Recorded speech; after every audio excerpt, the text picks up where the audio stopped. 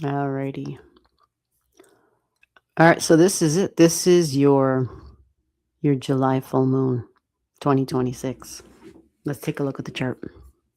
Yeah, the 29th. It's July 29th, 9:35 a.m. So, there it is. You pay attention to the moon. You have a full moon, Aquarius full moon. The big let go, the big release, Uranus energy and Saturn energy. They're going to be big. These are both authority figures, boss energy.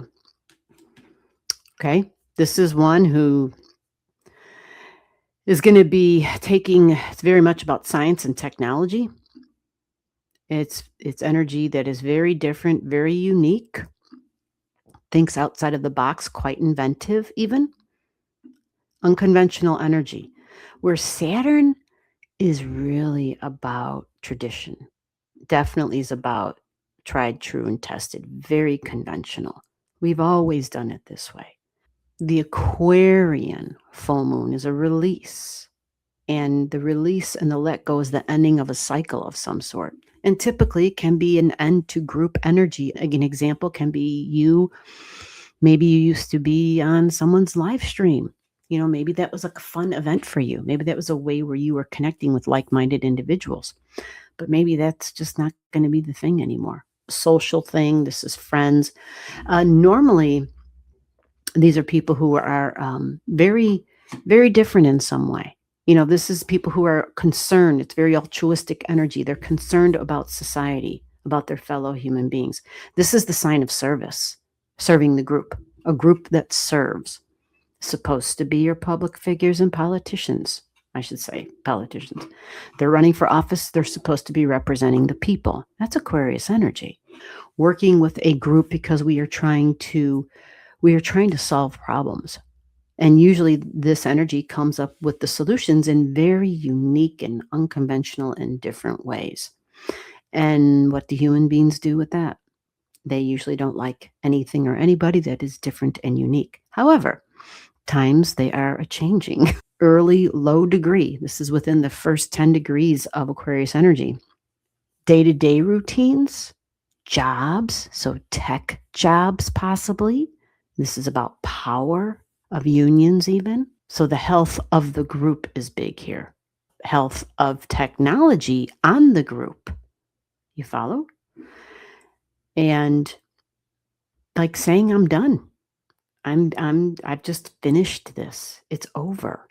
The normal stuff, the practical details and the projects, the tasks, the lists, all those things, even perfection comes in here with this.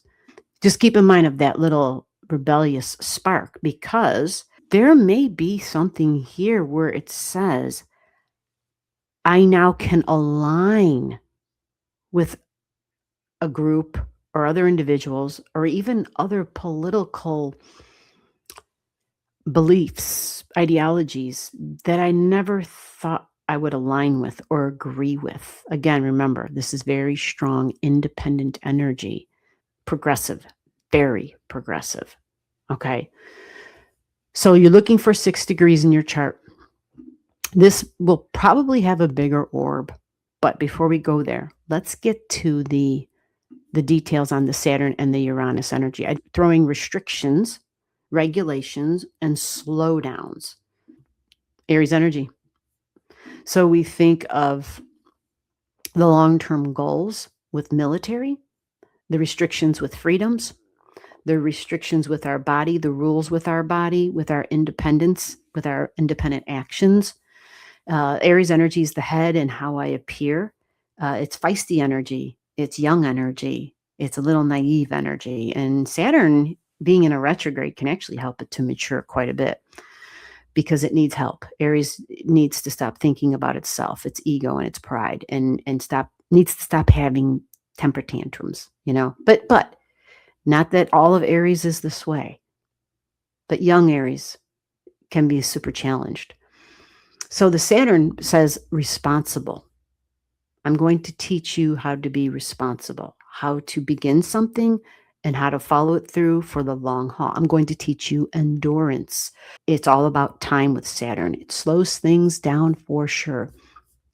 So when we weave that in, the time and the responsibility and the duty and the work and the restrictions, and it's Saturn sitting there at a Venus degree, so it talks about money and finances, and maybe there won't be money anymore, right? Money for soldiers, money for wars, money for, whatever the hell, these restrictions, or money for ICE, money for, anything that is this overtly militaristic type of crap that's going on that may hinder people's freedoms.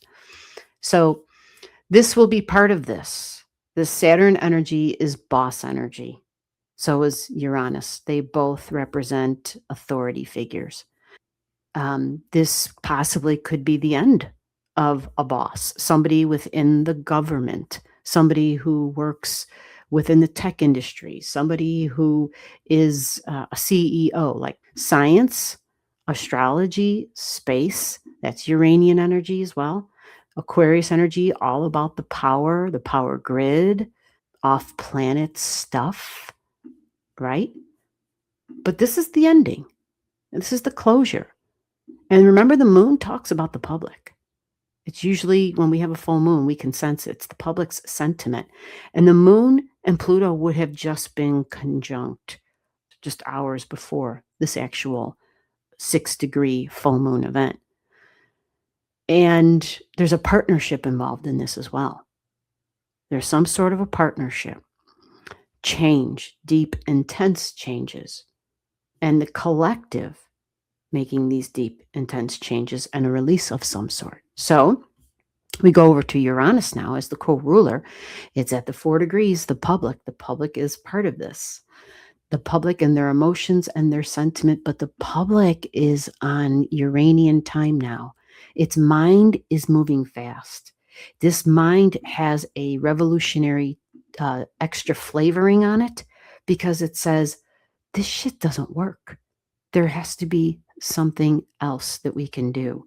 And that leads us to thinking outside of the box. That says to us, we need to just come up with a new system, a new structure, a new order, because this is yesterday. We need to be part of a solution, and we need to do things in ways that we just didn't know were possible. They weren't options before. Gemini wants all those options. It's full of curiosity. So when you see the disruptor and the authority figure in the way we think, in the way we communicate and relate, and what we're learning and the information that we're coming across, this has the potential for this full moon to be the end of a bigger ending.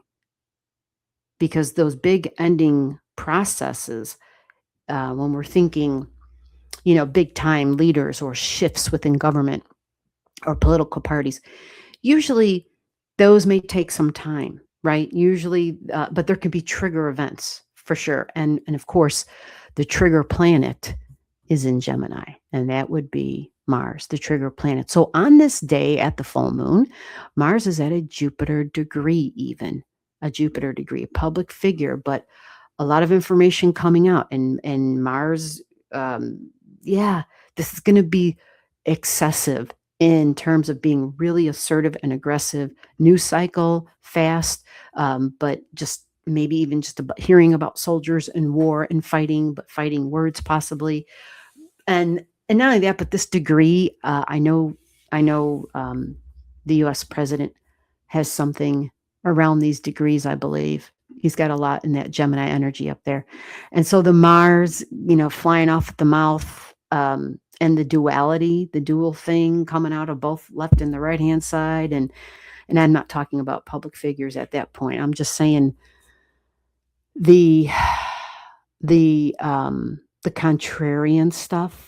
I'm saying this and then I'm saying this, and it's just like, you don't make sense. What the hell, right? Driving people crazy kind of thing. But just super assertive, maybe a little on the over assertive energy because it's got a Jupiter vibration to it. So that can look and feel hopeful because Mars at a Jupiter degree can express in a spiritual way. It can, but it can also express in ways where it's just, somebody taking advantage and speaking out of both sides of the mouth, right? Like a politician. Like that. Yeah, that.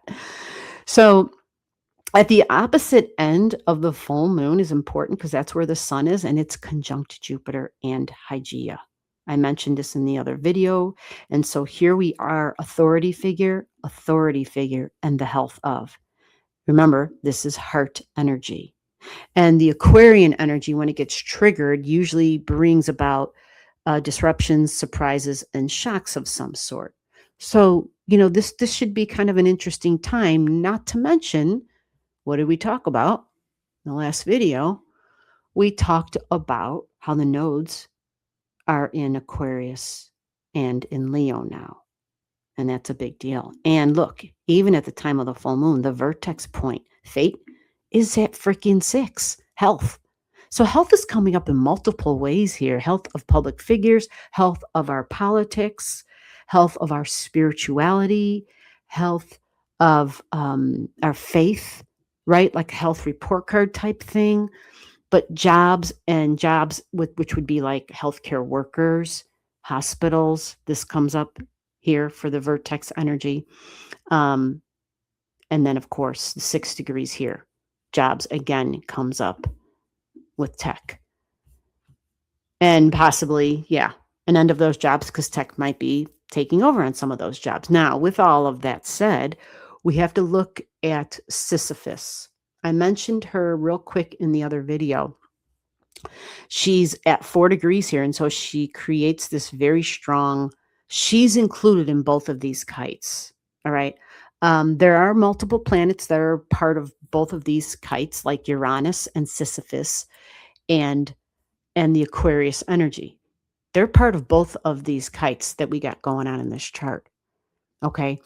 And the difference is that Neptune is in one kite, government energy, and our beliefs about the future and the future of our freedoms. And the other part of the kite that's not in the other kite, I know I'm making this way more confusing, is all this Leo energy. But this is both political stuff. This is both authority figures. This is both politician energy, Leo and Pisces, Leo and Neptune. Both can be that. So this combination of this, almost a full Merkabah in the chart, by the way. The only thing we're missing down here for a strong full Merkabah is something in Saggy at 4 degrees. So if you're listening, if you've got something in the Sagittarius energy, if you've got it sitting there at 4 degrees, then you have a big Merkabah in your chart. And if you have a big Merkabah, I'm going to draw it in this different color here. If you have that Merkabah, that means things definitely are going to happen, and they're going to easily happen. Merkabah is definitely usually the whole point of the Merkabah is spiritual energy. But however, I just want to say, I have seen very good events happen when there's the Merkabah, or I also call it Solomon's star in the chart. I've seen wonderful, beautiful things, but I've also seen undesirable things happen with the Merkabah energy because the energy just effortlessly flows. So it's all about the intention of what I'm going to do with that energy. And because this is on a big scale, right? There's a lot of big planets here, slower planets. It's on a big scale, and public figures and politicians keeps coming up all over the board. I think this is going to be big. I think this should be rather large. Now, for you at home, if you've got something at the Saggy and the 4 degrees, then something big likely coming up and happening for you in your life. And beliefs would probably be a part of it, and definitely has to do with your future, especially if you've got something at the Saggy. Is Sisyphus. She's an asteroid. Talks about starting over. Sisyphus is somebody who, in the mythology, was given the ability to, kind of given some, I don't want to say power, but had some responsibilities and did a decent job, but I guess got angry and abused their power and kind of went against tradition. Interesting. I kind of went against tradition. And this is in the sign of Libra, business partnerships and relationships in general, significant relationships and love. Um, and so Sisyphus was punished. The gods decided that because Sisyphus, uh, needed to learn a lesson, they would allow Sisyphus to go on and to continue on their journey.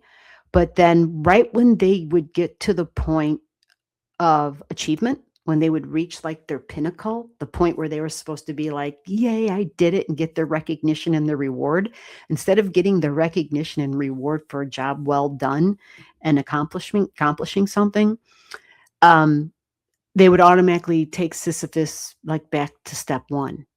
One of the examples they gave was they would make Sisyphus, they would give Sisyphus a big boulder, and Sisyphus would have to push the boulder up this hill.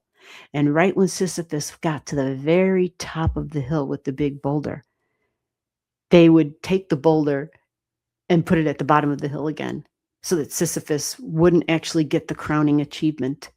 It would just have to go back to stage one and start work all over again. So the starting over energy here in Libra, I find fascinating. Significant one-on-one relationship and business partnerships.